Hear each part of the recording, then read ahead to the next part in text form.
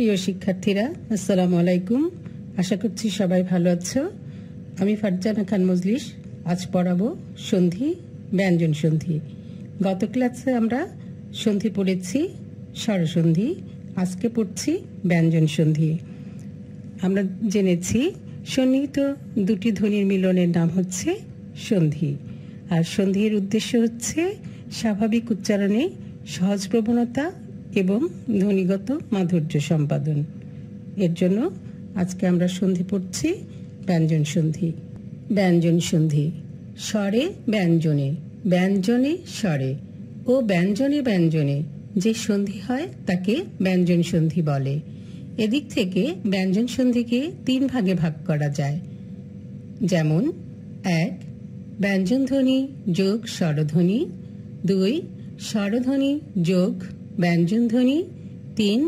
ব্যঞ্জনধ্বনি যোগ ব্যঞ্জনধ্বনি। তাহলে আমরা এখানে পেলাম স্বরে ব্যঞ্জনে, ব্যঞ্জনে স্বরে ও ব্যঞ্জনে ব্যঞ্জনে যে সন্ধি হয় তাকে ব্যঞ্জন সন্ধি বলে। ব্যঞ্জন সন্ধিকে তিন ভাগে ভাগ করা যায়। 1. ব্যঞ্জনধ্বনি যোগ স্বরধ্বনি, 2. স্বরধ্বনি যোগ ব্যঞ্জনধ্বনি, 3. ব্যঞ্জনধ্বনি যোগ ব্যঞ্জনধ্বনি। এবার আমরা নিয়মে যাচ্ছি। 1. ব্যঞ্জনধ্বনি যোগ স্বরধ্বনি: ক, চ, ট, ত, প। এরপরে স্বরধ্বনি থাকলে সেগুলো যথাক্রমে গ, বর্গীয় জ, ড বা র, দ, ব হয়। পরবর্তী স্বরধ্বনিটি পূর্ববর্তী ব্যঞ্জনধ্বনির সঙ্গে যুক্ত হয়। খেয়াল করবে, ক, ক যদি থাকে তাহলে সেখানে কি হবে? গ। আবার চ থাকলে সেখানে হবে বর্গীয় জ, ট থাকলে সেখানে হবে ড়, ত থাকলে সেখানে হবে দ, প থাকলে সেখানে হবে ব। আমরা এবার উদাহরণ দেখি। ক যোগ অ সমান সমান গ, মানে ক থাকলে যে গ হবে তার উদাহরণ দেখছি। দেখো, দিক ক আছে, যোগ অন্ত সমান সমান কি হলো? দিগন্ত। দেখো, ক এর জায়গায় গ হয়েছে। নিয়মে আছে ক থাকলে সেখানে গ হবে, দিগন্ত। চ যোগ অ সমান সমান কি হবে? বর্গীয় জ। দেখো, নিচ চ আছে, যোগ অন্ত। এই যে চ নিচ, সেই নিচের চ ওখানে গিয়ে যে কি হলো? বর্গীয় জ হয়ে হলো নিজন্ত। নিচন্ত কিন্তু হয়নি, নিজন্ত হয়েছে। ট যোগ আ সমান সমান ড়। দেখো, শট ট যোগ আনন কি হয়ে গেল? ট থাকলে কি হবে? ড় হবে, কাজেই স্বরানন। দেখো, স্বরানন হয়েছে। ত যোগ অ সমান সমান কি হবে? ত থাকলে হবে দ। দেখো, তৎ তৎ মানে খণ্ডত যোগ অবধি হয়ে গেল কি? তদবধি। এই যে খণ্ডতটা দয়ে পরিণত হয়েছে। প, প থাকলে সেটা কি হবে? ব হবে। প যোগ অ সমান সমান ব। দেখো, সুপ এখানে প আছে, যোগ অন্ত সমান সমান কি হলো? সুপন্ত হলো না, কিন্তু হয়ে গেল সুবন্ত। এরূপ বাগীশ, তদন্ত, বাগাড়ম্বর, কৃদন্ত, সদানন্দ, সদুপায়, সদুপদেশ ইত্যাদি। তাহলে আমরা এখানে পেয়েছি ক, চ, ট, ত, প। এরপরে স্বরধ্বনি থাকলে, দেখো সবগুলোতে কিন্তু স্বরধ্বনি ছিল, সেগুলো যথাক্রমে ক, ক এর জায়গায় কি হবে? গ, চ এর জায়গায় হবে বর্গীয় জ, ট এর জায়গায় হবে ড়, ত এর জায়গায় হবে দ, প এর জায়গায় হবে ব। এই যে আমরা উদাহরণ সহ দেখেছি, যেমন দিক যোগ অন্ত হয়েছে দিগন্ত, নিচ যোগ অন্ত হয়েছে নিজন্ত, ষট যোগ আনন হয়েছে স্বরানন, তৎ যোগ অবধি হয়েছে তদবধি, সুপ যোগ অন্ত হয়েছে সুবন্ত। 2. স্বরধ্বনি যোগ ব্যঞ্জনধ্বনি। স্বরধ্বনির পর ছ থাকলে উক্ত ব্যঞ্জনধ্বনিটি দ্বিত চয় ছ হয়। খেয়াল করো, স্বরধ্বনির পর ছ থাকলে উক্ত ব্যঞ্জনধ্বনিটি দ্বিত চয় ছ হয়। যেমন আগে দেখো স্বরধ্বনি অ যোগ ছ থাকলে আমাদের নিয়মে কি বলা হয়েছে? চয় ছ হবে। দেখো এক এক যোগ ছত্র অ, তাহলে কি হয়ে যাবে? একচ্ছত্র, মানে ছটা চয় ছ হবে। স্বরধ্বনি আ যোগ ছ সমান সমান কি হবে? চয় ছ। দেখো কথা আ যোগ ছলে সমান সমান কথা ছলে, চয় ছয় হলো। স্বরধ্বনি রস্যই যোগ ছ সমান সমান চয় ছ। দেখো পরি ই যোগ ছদ সমান সমান পরিচ্ছদ। তাহলে আমাদের নিয়ম ঠিক আছে। স্বরধ্বনির পর ছ থাকলে উক্ত ব্যঞ্জনধ্বনিটি দ্বিত চয় ছয় হয়। এরূপ মুখচ্ছবি, বিচ্ছেদ, পরিচ্ছেদ, বিচ্ছিন্ন, অঙ্গচ্ছেদ, আলোকছটা, প্রতিচ্ছবি, প্রচ্ছদ, আচ্ছাদন, বৃক্ষচ্ছায়া, স্বচ্ছন্দে, অনুচ্ছেদ ইত্যাদি। এবার ৩ ব্যঞ্জনধ্বনি যোগ ব্যঞ্জনধ্বনি। ক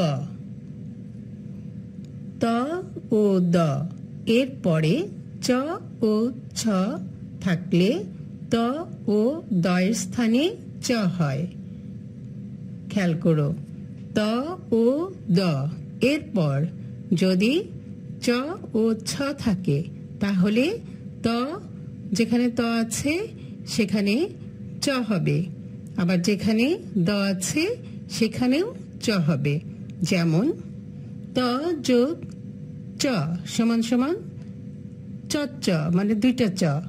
দেখো সৎ ত যোগ চিন্তা কি হয়ে গেল? সৎচিন্তা, দুইটা চ হয়েছে। ত যোগ ছ সমান সমান চয় ছ। উত দেখো ত যোগ ছেদ ছ আছে, তাহলে কি হয়ে গেল? চয় ছ হবে, উচ্ছেদ। দ যোগ চ চয় চ। বিপদ, এই যে দ যোগ চয় কি হয়ে গেল? বিপদচয়। দ যোগ ছ সমান সমান চয় ছ। বিপদ দ যোগ ছায়া সমান সমান বিপদ ছায়া। এরূপ উচ্চারণ, সদরচন্ড, সচ্চরিত্র, তচ্ছবি ইত্যাদি। আমরা ২ পেয়েছি স্বরধ্বনি যোগ ব্যঞ্জনধ্বনি। স্বরধ্বনির পর ছ থাকলে উক্ত ব্যঞ্জনধ্বনিটি দ্বিত চয় ছয় হয়। উদাহরণ পেয়েছি একচ্ছত্র, কথাচ্ছলে, পরিচ্ছদ। ৩ পেয়েছি ব্যঞ্জনধ্বনি যোগ ব্যঞ্জনধ্বনি। ত ও দ এর পরে চ ও ছ থাকলে ত ও দ এর স্থানে চ হয়। উদাহরণ পেয়েছি সৎচিন্তা, উচ্ছেদ, বিপদচয়, বিপদ ছায়া। ২ ত ও দ এর পর বর্গীয় জ ও ঝ থাকলে ত ও দ এর স্থলে বর্গীয় জ হয়। খেয়াল করো, ত ও দ এরপর বর্গীয় জ ও ঝ থাকলে ত ও দ এর স্থলে বর্গীয় জ হয়। যেমন ত যোগ জ, তাহলে কি হবে? ডাবল জ হবে, দেখো জয় জ। সৎ, এই যে ত সৎ যোগ জন, জন জ আছে, কি হয়ে যাবে? সমান সমান সজ্জন। দ যোগ বর্গীয় জ সমান সমান জয় জ। দেখো বিপদ দ যোগ বর্গীয় জ একার ল জাল, কি হয়ে গেছে? বিপদ জাল। ত যোগ ঝ কি হয়ে গেছে? জয় ঝ। কুত, দেখো ত ঝ ঝটিকা সমান সমান কি হলো? কুচ্ছটিকা। এরূপ উজ্জ্বল, তজ্জন্য, যাবজ্জীবন, জগজ্জীবন ইত্যাদি। তাহলে আমরা জেনে নিলাম ত ও দয়ের পর বর্গীয় জ ও ঝ থাকলে ত ও দয়ের স্থলে বর্গীয় জ হয়। 3, ত ও দয়ের পর তালব্য স থাকলে ত ও দয়ের স্থলে চ এবং তালব্য স এর স্থলে ছ উচ্চারিত হয়। খেয়াল করো, ত ও দয়ের পর তালব্য স থাকলে ত ও দয়ের স্থলে চ এবং তালব্য স্বর স্থলে ছ উচ্চারিত হয়।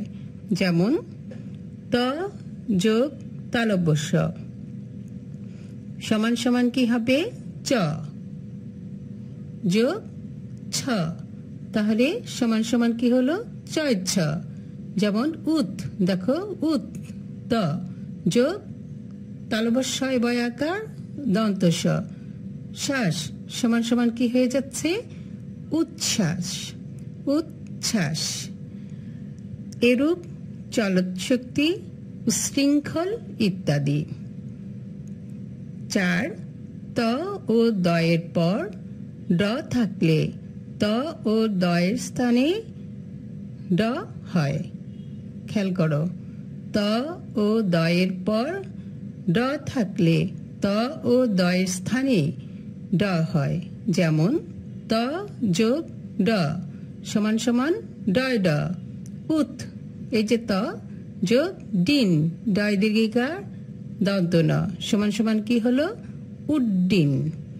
এখানে 2 আমরা পেয়েছি ত ও দয়ের পর বর্গীয় জ ও ঝ থাকলে ত ও দয়ের স্থলে বর্গীয় জ হয়। যেমন সজ্জন, বিপজ্জাল, কুচ্ছটিকা। 3, ত ও দয়ের পর তালব্য স থাকলে ত ও দয়ের স্থলে চ এবং তালব্য স্বরের স্থলে ছ উচ্চারিত হয়। যেমন উচ্ছ্বাস। 4, ত ও দয়ের পর ড থাকলে ত ও দয়ের স্থানে ড হয়। যেমন উড্ডিন। 5, ত ও দয়ের পর হ থাকলে ত ও দয়ের স্থলে দ এবং হয়ের স্থলে ধ হয়। খেয়াল করতে হবে, ত ও দয়ের পর হ থাকলে ত ও দয়ের স্থলে দ এবং হয়ের স্থলে ধ হয়। যেমন ত যোগ হ, নিয়ম অনুযায়ী কি হবে? ত থাকলে দ আর যোগ হ থাকলে কি হবে? ধ সমান সমান দয় ধ। যেমন উত, এই দেখো ত উত যোগ হার হ আছে, তাহলে ত এর জায়গায় হবে দ আর হ এর জায়গায় হবে ধ। তাহলে কি হলো? উত যোগ হার সমান সমান উদ্ধার। দ যোগ হ সমান সমান দ যোগ ধ সমান সমান দয় ধ। দ থাকলে দয় হবে আর হ থাকলে ধ হবে, দুটো মিলে হবে দয় ধ। যেমন পদ দ আছে যোগ হতি সমান সমান পদ্ধতি। এরূপ উদ্ধৃত, উদ্ধত, তদ্ধিত ইত্যাদি। 6, ত ও দয়ের পর ল থাকলে ত ও দয়ের স্থলে ল উচ্চারিত হয়। খেয়াল করো, ত ও দয়ের পর ল থাকলে ত ও দয়ের স্থলে ল উচ্চারিত হয়। যেমন ত যোগ ল, তাহলে আমাদের নিয়ম অনুযায়ী কি হবে? লয় ল। যেমন উত রস্যু খণ্ডত উত যোগ লাস সমান সমান কি হলো? উল্লাস। এরূপ উল্লেখ, উল্লেখিত, উল্লেখ্য, উল্লঙ্ঘন ইত্যাদি। আমরা 5 জেনেছি ত ও দয়ের পর হ থাকলে ত ও দয়ের স্থলে দ এবং হয়ের পরে ধ হয়। 6 জেনেছি ত ও দয়ের পর ল থাকলে ত ত ও দয় স্থলে ল উচ্চারিত হয়। যেমন উত যোগ লাস সমান সমান উল্লাস। খ ১ ব্যঞ্জন ধ্বনি সমূহের যে কোনো বর্গের অঘোষ অল্পপ্রাণ ধ্বনির পর যে কোনো বর্গের ঘোষ অল্পপ্রাণ ও ঘোষ মহাপ্রাণ ধ্বনি কিংবা ঘোষ অল্পপ্রাণ তালব্য ধ্বনি, যেমন অন্তস্থ জ বা বর্গীয় জ, ঘোষ অল্পপ্রাণ উষ্ঠধ্বনি ব, ঘোষ কম্পনজাত দন্তমূলীয় ধ্বনি র কিংবা ঘোষ অল্পপ্রাণ উষ্ঠ ব্যঞ্জন ধ্বনি ব থাকলে প্রথম অঘোষ অল্পপ্রাণ ধ্বনি ঘোষ অল্পপ্রাণ রূপে উচ্চারিত হয়। আবারও নিয়মটায় যাচ্ছি, দেখো। ব্যঞ্জন ধ্বনিসমূহের যে কোনো বর্গের অঘোষ অল্পপ্রাণ ধ্বনির পর, তাহলে অঘোষ অল্পপ্রাণ ধ্বনি কোনগুলো? বর্গের প্রথম বর্ণগুলো ক, চ, ট, ত, প। অঘোষ অল্পপ্রাণ ধ্বনির পর যে কোনো বর্গের ঘোষ অল্পপ্রাণ ধ্বনি হচ্ছে গ, বর্গীয় জ, ড, দ, ব। এটা হচ্ছে ঘোষ অল্পপ্রাণ ধ্বনি। ও ঘোষ মহাপ্রাণ ধ্বনি, ঘোষ মহাপ্রাণ ধ্বনি হচ্ছে ঘ, ঝ, ঢ, ধ, ভ। কিংবা ঘোষ অল্পপ্রাণ তালব্য ধ্বনি, এটা দিয়ে দেওয়া আছে অন্তস্থ জ বা বর্গীয় জ, ঘোষ অল্পপ্রাণ উষ্ঠধ্বনি ব, ঘোষ কম্পনজাত দন্তমূলীয় ধ্বনি র কিংবা ঘোষ অল্পপ্রাণ উষ্ঠ ব্যঞ্জন ধ্বনি ব থাকলে প্রথম অঘোষ অল্পপ্রাণ ধ্বনি ঘোষ অল্পপ্রাণ রূপে উচ্চারিত হয়। যেমন দেখো, আমাদের বলা ছিল যে অঘোষ অল্পপ্রাণ ধ্বনির পর, তাই না, যে কোনো বর্গের ঘোষ অল্পপ্রাণ ও ঘোষ মহাপ্রাণ ধ্বনি কিংবা ঘোষ অল্পপ্রাণ তালব্য ধ্বনি ও ঘোষ অল্পপ্রাণ উষ্ঠধ্বনি, ঘোষ কম্পনজাত দন্তমূলীয় ধ্বনি কিংবা ঘোষ অল্পপ্রাণ উষ্ঠ ব্যঞ্জন ধ্বনি থাকলে প্রথম অঘোষ অল্পপ্রাণ ধ্বনি ঘোষ অল্পপ্রাণ রূপে উচ্চারিত হবে। দেখো, ক যোগ দ কি হলো? সমান সমান গ, কারণ প্রথমটা হচ্ছে অঘোষ অল্পপ্রাণ ধ্বনি ক আর ঘোষ অল্পপ্রাণ ধ্বনি হচ্ছে গ, আর দ তো আছে। সমান সমান কি হলো? ক যোগ দ সমান সমান গ যোগ দ সমান সমান বাক ক। ক হচ্ছে অঘোষ অল্পপ্রাণ ধ্বনি, দান, দান হচ্ছে সমান সমান বাক যোগ দান সমান সমান হচ্ছে বাগদান।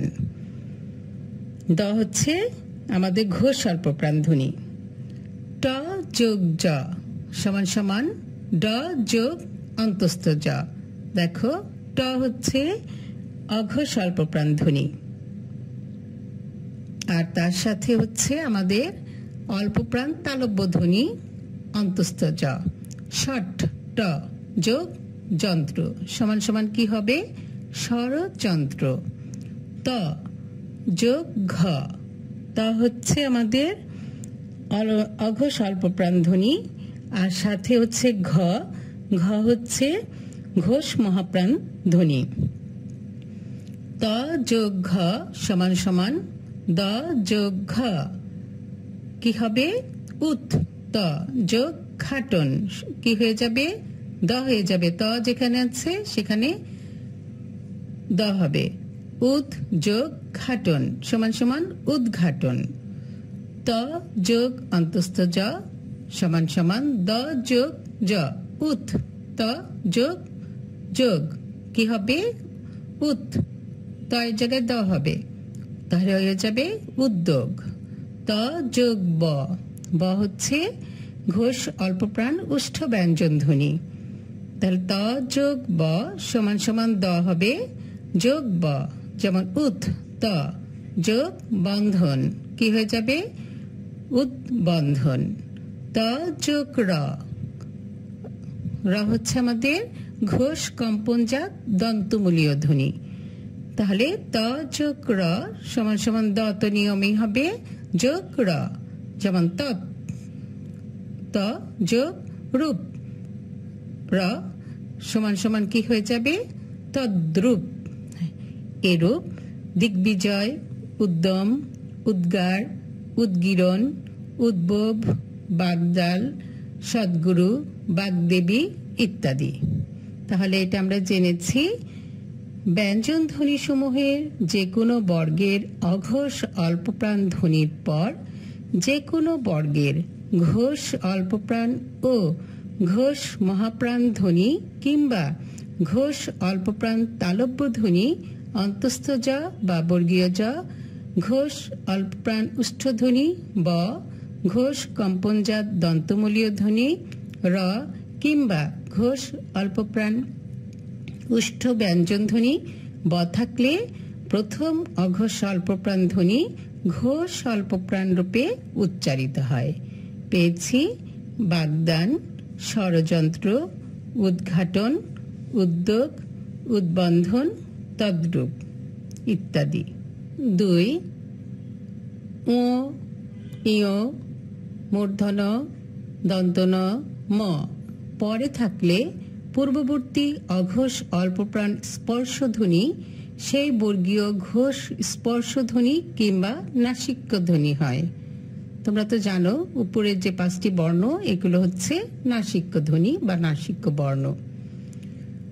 ও ইয় মূর্ধন্য দন্তন ম পরে থাকলে পূর্ববর্তী অঘোষ অল্পপ্রাণ স্পর্শধ্বনি সেই বর্গীয় ঘোষ স্পর্শধ্বনি কিংবা নাসিক্য ধ্বনি হয়।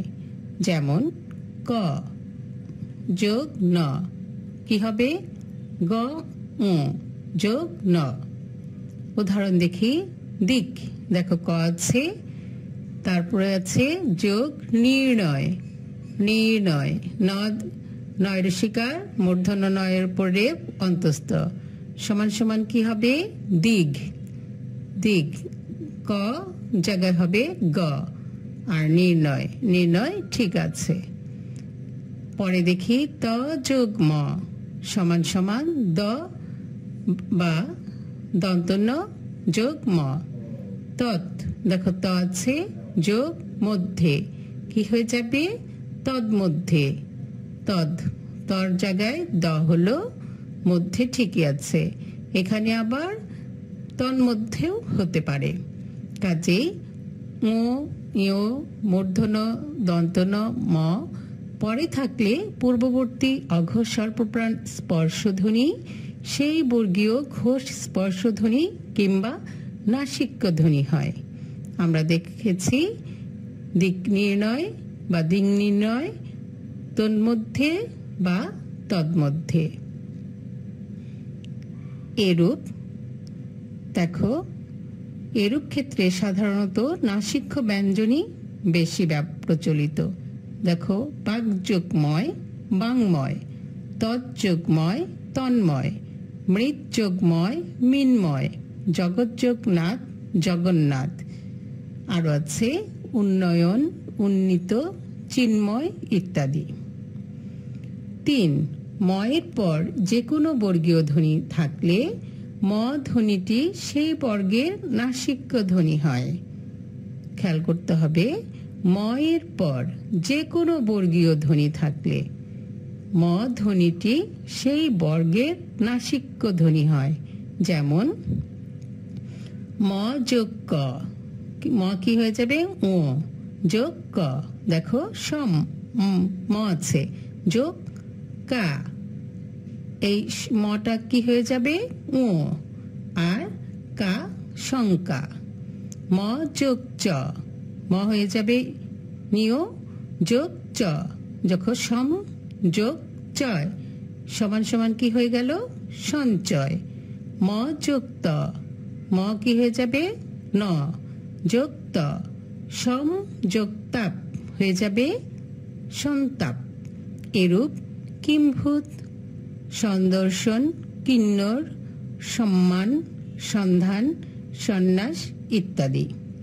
খেয়াল রাখতে হবে আমাদের বিশেষ কিছু জায়গায় আধুনিক বাংলায় ময়ের পর কণ্ঠ বর্গীয় ধ্বনি থাকলে ময় স্থানে প্রায় ও না হয়ে অনুস্বার হয়।